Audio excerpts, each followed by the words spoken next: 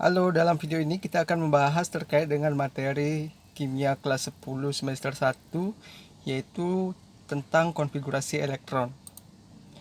Apa itu konfigurasi elektron? Nah, konfigurasi elektron itu adalah gambaran penyebaran elektron di dalam orbital-orbital kulit elektron. Nah, di sini dijelaskan bahwa konfigurasi elektron itu merupakan penyebaran elektron ya, penyebaran elektron di dalam suatu atom. Nah, di dalam prinsip mekanika kuantum bahwa elektron itu menyebar mengelilingi inti atom pada tingkat energi atau pada orbital-orbital tertentu. Nah, konfigurasi elektron inilah yang akan menggambarkan elektron tersebut berada pada tingkat energi keberapa dan pada jenis orbital yang mana. Nah, saya contohkan di sini salah satu konfigurasi dari atom natrium ya. Atom natrium yang memiliki nomor atom 11, itu artinya memiliki jumlah elektron 11, maka konfigurasi elektronnya adalah 1s2, 2s2, 2p6 dan 3s1. Nah, yang mana menggambarkan penyebaran elektron? Penyebaran elektron itu yang digambarkan pada angka yang menjadi superscribe dari masing-masing orbital ini ya. Misalnya 1s2 ada 2 elektron, 2s2 ada 2 elektron, 2p6 ada 6 elektron, dan 3s1 ada 1 elektron. Kalau kita jumlahkan 2 ditambah 2 ditambah 6 yaitu 10, ditambah 1 11. Nah, inilah penyebaran elektron dari atom Na di setiap orbitalnya. Nah, bagaimana cara membuat konfigurasi elektron seperti ini? Mari kita tonton video ini sampai habis ya adik-adik.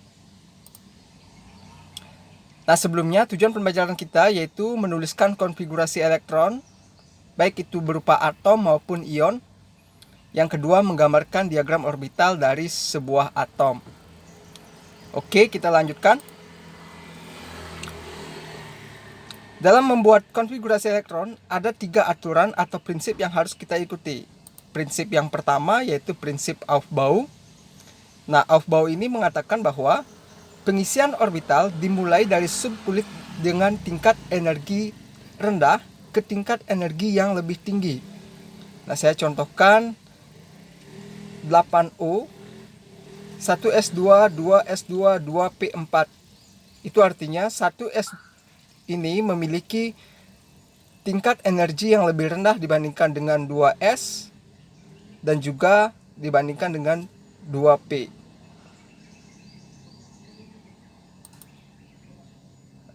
Nah, menurut prinsip Aufbau bahwa pengisian elektron di masing-masing orbital dapat kita urutkan seperti ini ya. Ini namanya diagram konfigurasi elektron menurut prinsip Aufbau. Nah, ini yang harus kalian ingat adik-adik. 1s, 2s, 2p6, 3s2, 3p, 3d, 4s, 4p, 4d, 5p, 6s, kemudian kembali ke 4f, 5d, 6p, 7s, lalu kembali lagi ke 5f, 6d, 7p, 8s. Inilah urutan dari tingkat energi di masing-masing orbital adik-adik. Nah, sebentar lagi kita akan bahas bagaimana cara mengurutkannya.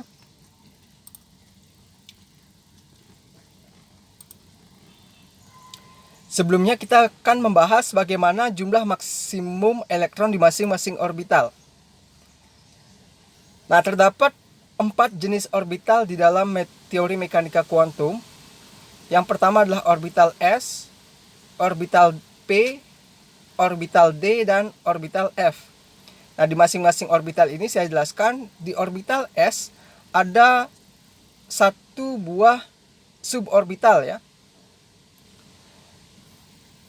Di orbital P ada 3 buah suborbital. Di orbital D ada 5 dan di orbital F ada 7 suborbital. Nah, di masing-masing orbital ini itu maksimal berisi atau mampu menampung sebanyak 2 elektron. Masing-masing suborbital ada 2 elektron. Berarti karena di S itu ada satu suborbital, maka ada 2 maksimal elektron yang terdapat di orbital S. Di orbital P, karena ada 3 dikali 2, maka jumlah maksimal yang mampu ditampung oleh orbital P itu sama dengan 6. Di orbital D, 5 dikali 2, yaitu 10 elektron. Sedangkan di orbital F, karena ada 7 suborbital, maka jumlah elektron maksimal yang bisa ditampung oleh orbital F itu sebanyak 7 dikali 2, yaitu 14. Nah, bagaimana rinciannya? Kalian perhatikan tabel di bawahnya. Di kulit pertama ada orbital 1s, berarti maksimal elektronnya ada 2. Di kulit kedua ada orbital S dan ada orbital P. Nah, karena orbital S ada 2 maksimal elektron dan di orbital P ada 6 maksimal elektron, maka jumlah elektron yang ada di kulit kedua itu sebanyak 6 ditambah 2, yaitu sama dengan 8. Begitu juga di kulit ketiga. Di kulit ketiga ada 3 jenis orbital, yaitu orbital S, orbital P, dan orbital D.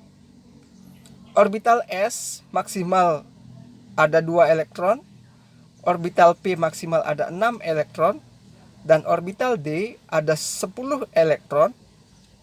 Maka jumlah maksimal elektron yang ada di kulit ketiga itu sebanyak 2 ditambah 6 ditambah 10, sebanyak 18 elektron.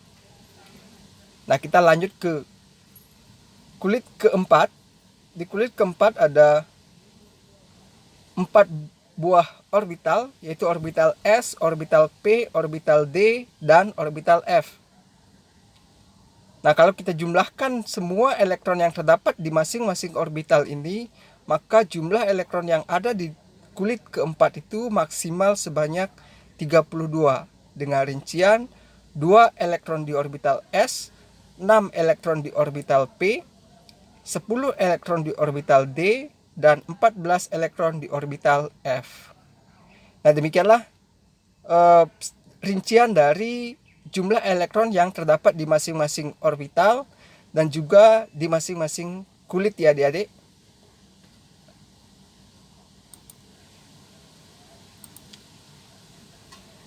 Nah, sekarang saya akan jelaskan bagaimana cara membuat atau mengurutkan orbital-orbital menurut prinsip Aufbau. Nah, sebelum itu kalian harus ingat diagram berikut. 1S, 2S, 2P, 3S, 3P, 3D, 4S, 4P, 4D, 4F. Begitu juga di 5S, 5P, 5D, 5F, 6S, 6P, 6D, 7S, dan 7P. Kemudian biasanya di sini ada 8S ya. Nah, angka ini menyatakan tingkat energi atau kulit adik-adik. Kalau 1S itu adalah kulit pertama. Kalau angka 2 ini menyatakan kulit kedua atau tingkat energi kedua, 3, 4, dan seterusnya sampai di kulit ke-7 atau tingkat energi ke-7. Nah, tingkat energi ini nanti akan dilambangkan dengan N. Nah, cara mengurutkannya adalah kita mulai dari tingkat energi terendah, 1S.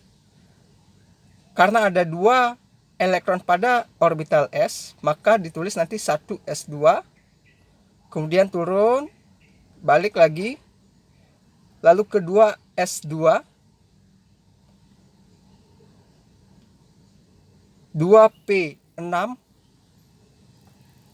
3S2,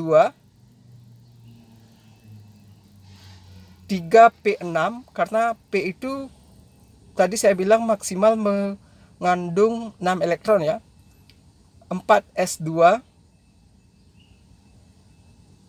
3D10, karena D itu maksimal berisi 10 elektron. 4P6, 5S2, kembali lagi ke 4D10, 5P6, 6S2, kemudian kembali lagi ke 4F. F itu maksimal berisi 14 elektron. Berarti di sini 4F14, 5D10, 6P6, 7S2.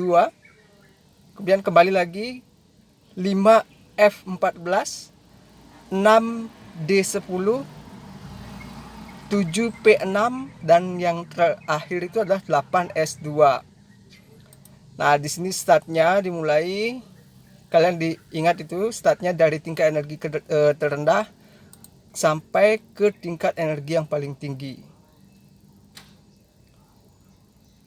Nah, untuk lebih mudah mengingatnya, saya sudah tuliskan di sini urutannya. Di sini 1S2, 2S2, 2P6, 3S2 sesuai dengan yang saya arahkan tadi ya. 4S2, 3D10, 4P6 sampai di 8S2. Nah, inilah urutannya adik-adik. Nah, kalian bisa mengingat ini atau mengingat yang ada di kotak paling bawah ini ya.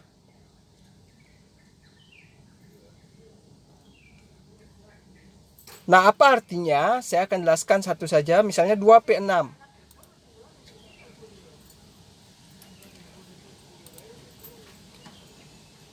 Nah, ada 3 tanda ya. Tanda yang menandai atau memberikan tempat di mana elektron itu berada. Angka 2 ini menyatakan nomor kulit. Kulit keberapa elektron itu berada. P ini adalah orbital, jenis orbitalnya. Sedangkan 6 ini menyatakan jumlah elektron. Jumlah elektron yang ada pada orbital P. Itu dari ketiga bagian dari satu konfigurasi elektron ya adik-adik. 2 itu menyatakan nomor kulit, P itu menyatakan orbital, 6 ini menyatakan jumlah elektron. Saya berikan salah satu contoh konfigurasi elektron, yaitu 17Cl35. Nah, Cl ini memiliki nomor atom 17, itu artinya jumlah elektronnya sebanyak 17. Karena Cl ini atom netral ya. Cl yang ditampilkan ini adalah atom netral, maka jumlah elektronnya sebanyak 17. Konfigurasi elektronnya adalah 1s2. Nah, sesuai urutan tadi. Sesuai urutan ini 1s2, 2s2, 2p6. Kalian tulis sampai jumlah elektronnya yang ada di atasnya ini sebanyak 17 ya.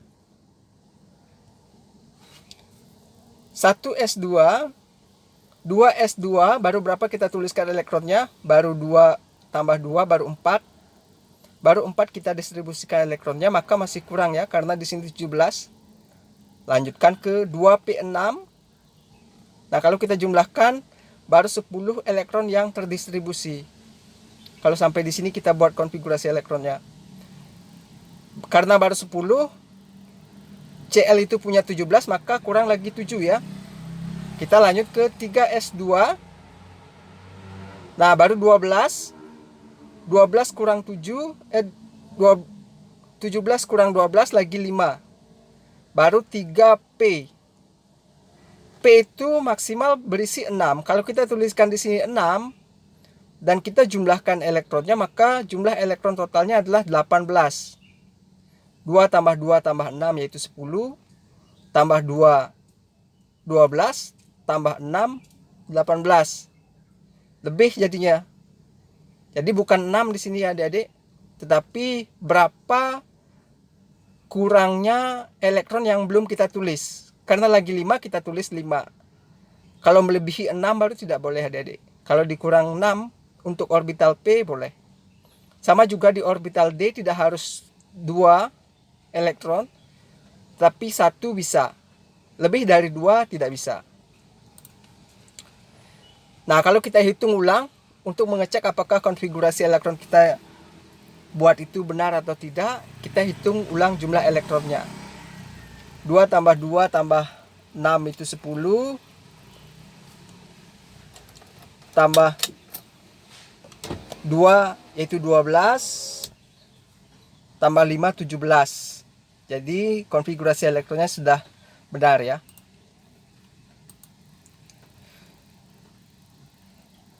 Berarti konfigurasi elektron yang kita tuliskan ini sudah benar, dengan ditandai dengan jumlah elektron yang kita tuliskan sama dengan jumlah elektron yang terdapat pada soal.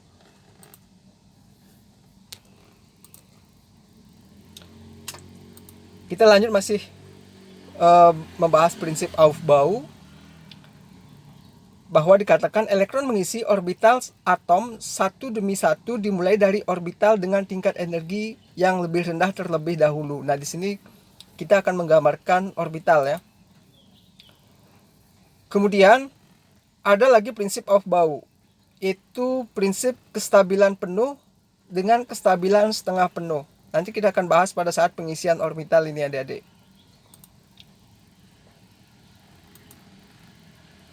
Nah, kalau kita buatkan konfigurasi elektron 24Cr dan 29Cu, bisa kita buat seperti ini ya. AR 24Cr konfigurasi elektronnya adalah AR 4S1 3D5. Kenapa apa simbol AR ini? Simbol AR ini menyatakan lambang atom argon ya. Lambang atom argon yang memiliki jumlah elektron sebanyak 18. Nah, kalau ini mewakili 18 elektron. 18 ditambah 1 19. 19 ditambah 5 menjadi 24.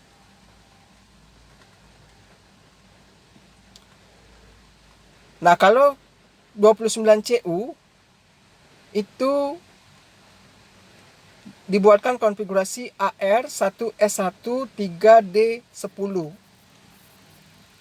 Nah, AR ini mewakili 18 elektron ditambah 1 jadinya 19 tambah 10 29. Nah, kenapa di sini 4S1? Mestinya kita buatkan 4S2 3D4 dan juga di bawah untuk Cu 4S2 3D9. Nah, ini berdasarkan prinsip Aufbau, yaitu kestabilan penuh dan kestabilan setengah penuh. Kalau 3D9 kita buat di sini, mohon maaf, kalau kita 3D4 kita tulis di sini, maka orbital D berisi 4 elektron. Itu belum setengah dari 10 ya. Dikatakan jika berisi setengah elektron maka atom tersebut lebih stabil, maka satu elektron didistribusikan ke 3D. Sama halnya dengan di 29Cu. Kalau kita tuliskan konfigurasi elektronnya seperti ini, mestinya kita tulis di sini 4S2 3D9. Nah, 3D9 kekurangan lagi satu elektron saja untuk mencapai kestabilan penuh menjadi 3D10. Maka satu elektron yang ada di 4S ini pindah ke 3D. Nah, jadinya di D ini menjadi terdapat 10 elektron. Itulah prinsip kestabilan penuh dan kestabilan setengah penuh.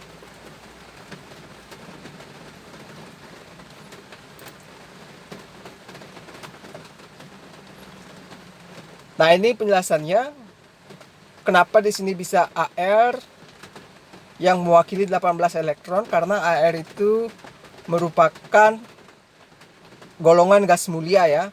Golongan gas mulia di mana AR itu memiliki nomor atom 18. Sehingga kita bisa ganti ke 18 elektron konfigurasi tersebut menjadi AR.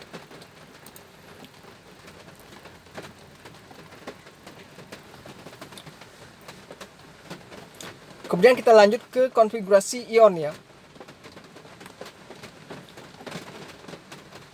Konfigurasi ion hampir sama dengan konfigurasi atom, tetapi di sini terjadi perubahan karena ion itu kan bisa menangkap atau melepas elektron ya adik-adik.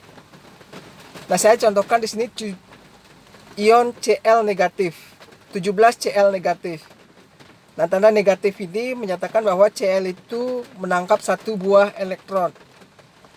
Jadi jumlah elektron yang dimiliki oleh Cl negatif ini 17 ditambah 1 yaitu 18.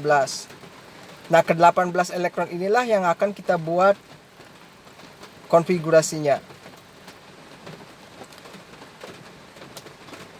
Sehingga konfigurasi Cl negatif itu 1s2, 2s2, 2p6, 3s2, 3p6. Nah, di sini kalau kita hitung jumlah elektron yang terdistribusi 2 ditambah 2 tambah 6 yaitu 10, 10 tambah 2 12, ditambah 6 18. Berbeda dengan Cl tadi ya. Nah, ya, kalau konfigurasi yang ini keliru untuk atom, maksud saya untuk ion Cl negatif. 1s2, 2s2, 2p6, 3s2, 3p5. Kalau kita jumlahkan jumlah elektronnya masih 17. Nah, karena ini Cl negatif menangkap satu elektron berarti harus 18. Ini dia yang benar adik-adik.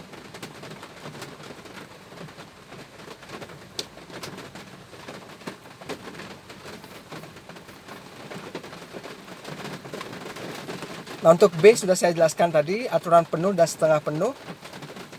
Aturan penuh itu artinya atom D mengandung 10 elektron maksimal ya. Maksimal atau setengah penuh. Setengah dari 10 ya 5. Itu menandakan dia lebih stabil. D itu berisi 10 elektron atau 5 elektron.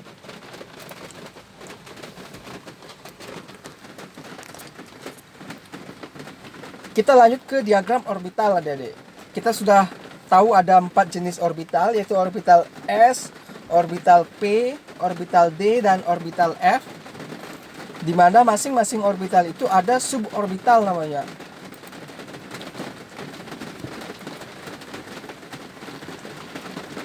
Menurut aturan Hahn, pengisian elektron di orbital itu dimulai dari satu subkulit.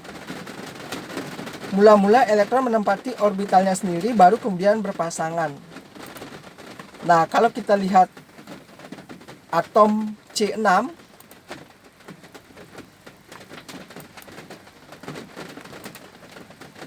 itu konfigurasinya adalah 1s2, 2s2, 3p2.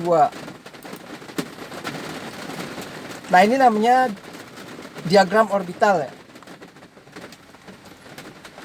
S itu adalah berisi satu suborbital. Nah, ini namanya suatu suborbital, satu kotak ini. Berarti 1s itu satu buah kotak, dilambangkan dengan satu buah kotak. 2s itu satu buah kotak juga karena s di sini. Nah, P tadi sudah saya sebutkan, P itu berisi 3 suborbital.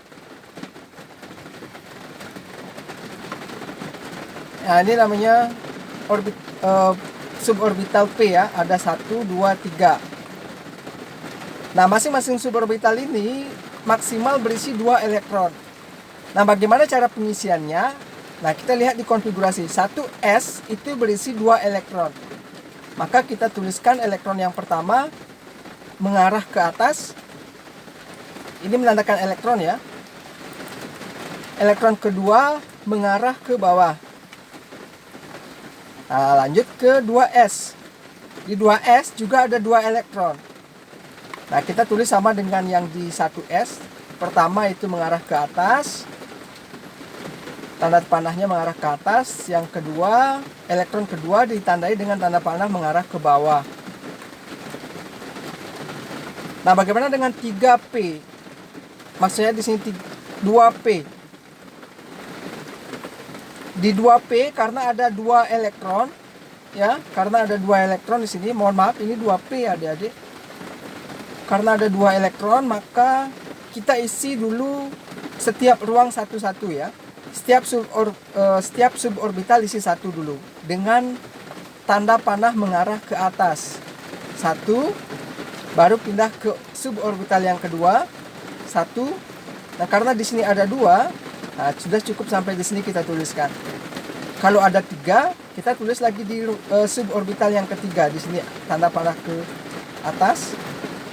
Kalau ada 4, kalau ini sudah berisi, baru kembali ke suborbital yang pertama dengan mengarah ke tanda ke bawah.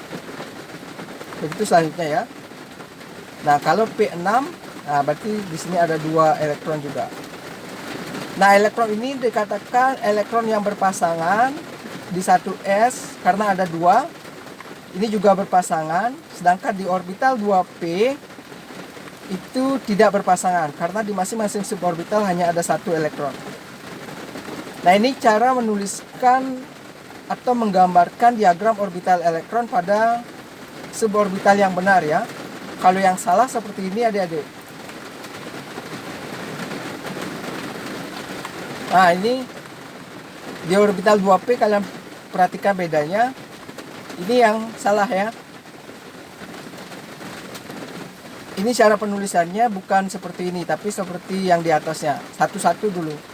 Satu-satu kita isi. 1, 2, seterusnya. Kalau sudah terisi, nah baru kalau masih ada sisa elektron, baru kita kembali ke sini untuk mengisinya.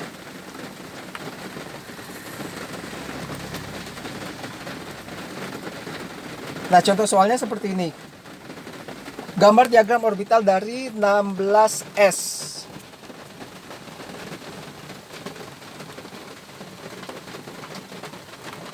16s berarti ada 16 elektron, maka kita buatkan konfigurasi elektron yang pertama dulu. Seperti ini konfigurasi elektronnya. 1s2, 2s2, 2p6, 3s2, 3p4. Nah, untuk menggambarkan diagram orbitalnya sama dengan contoh tadi ya. Kita buatkan 1s itu 1 buah kotak, 2s 2 buah kotak, 2p 3 buah kotak, 3s 1 buah kotak, 3p 3 buah kotak.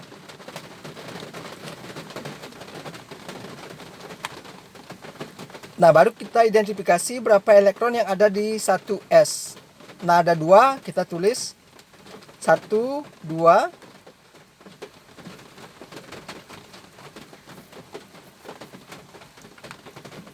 Nah, di sini pengisiannya di 2s juga sama seperti di 1s. Kalau di 2p itu yang tanda panah ke arah atas dulu. 1, 2, karena di sini ada 6 ya. 3. Lalu kita pindah ke suborbital yang pertama. 4, 5, 6. Nah, kalau di 3s karena ada 2, kita tulis 1, 2. Sedangkan di orbital 3p di sini ada 4 elektron, maka kita tulis dulu yang ke atas ya. 1, 2, 3, baru kembali lagi 4. Sampai di hitungan keempat karena di sini 4 elektron. Kalau di sini beda, di sini 6 elektron, kita tulis semuanya sampai 6. Kalau di sini karena 4 sampai di hitungan keempat. 1, 2, 3, 4. Sudah selesai. Inilah diagram orbital dari 16s adik-adik. Kalau kita lihat ada 2 buah elektron yang tidak berpasangan di orbital 3p. Ya. Karena ini ada 1, nah ini tidak berpasangan namanya. Kalau ini berpasangan. Nah, apa akibatnya jika elektron berpasangan dengan ada tidaknya elektron yang tidak berpasangan? Nanti kita akan bahas. Prinsip yang ketiga yaitu larangan Pauli. Tidak ada 2 elektron dalam satu atom mempunyai keempat bilangan kuantum yang sama. Nah, di sini kita akan bahas lebih lanjut terkait dengan larangan Pauli di penentuan bilangan kuantum adik-adik. Saya berikan gambaran sedikit saja. Saya contohkan misalnya helium memiliki 2 elektron yang terletak pada orbital yang sama. 2 elektron yang dimiliki oleh helium yaitu di 1s2 ya. Tentukan bilangan kuantum utama, azimut, magnetik, dan spinnya. Nah, saya contohkan ini. Ini diagram orbitalnya. Nah, untuk elektron yang pertama itu bilangan kuantumnya adalah N-nya sama dengan 1, L-nya yaitu 0, M-nya sama dengan 0, S-nya yaitu plus setengah. Kalau kita mengarah ke atas itu plus setengah. Sedangkan di orbital elektron yang kedua, yaitu bilangan kuantumnya adalah N sama dengan 1, L sama dengan 0, M sama dengan 0, S-nya itu karena mengarah ke bawah, yaitu menjadi min setengah. Nah, di sini dari kedua elektron ini, N-nya sama, L-nya sama, dan yang terakhir bilangan kuantum magnetiknya itu sama, tetapi bilangan kuantum spinnya itu berbeda. Ada yang plus setengah, ada yang min setengah. Inilah yang dinyatakan oleh Pauli ya. Tidak ada dua elektron dalam satu atom memiliki keempat bilangan kuantum yang sama. Pasti ada salah satu yang berbeda.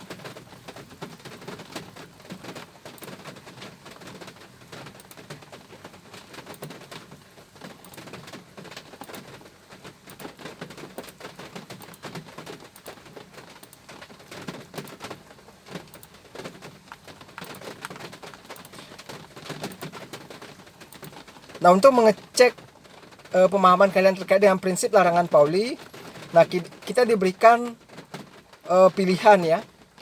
Kalau 2He itu konfigurasi elektronnya adalah 1s2, yang mana dari ketiga penulisan diagram orbital ini yang paling benar. Nah, tentunya kalau kalian paham terkait dengan materi yang sudah saya jelaskan tadi terkait dengan penulisan elektron pada suborbital, tentu pasti kalian akan menjawab bagian yang paling kanan. Karena kalau yang pertama semua mengarah ke atas, di bagian kedua semua mengarah ke bawah. Nanti nih bilangan kuantum spinnya sama, ini min setengah keduanya. Kalau yang ini plus setengah keduanya. Tapi kalau ini bilangan kuantum spinnya ada yang plus setengah, ada yang min setengah. Karena ada yang mengarah ke atas, ada yang mengarah ke bawah. Inilah yang dimaksud dengan prinsip larangan Pauli ya adik-adik.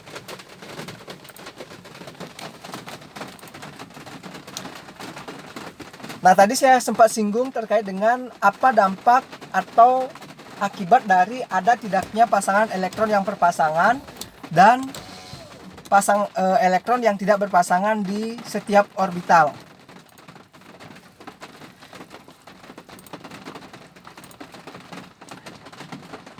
Itu memberikan dampak kepada sifat kemagnetan dari logam tersebut adik-adik. Nah, jika di dalam konfigurasi elektron atau di dalam pengisian diagram orbital ada elektron yang tidak berpasangan, maka logam tersebut akan bersifat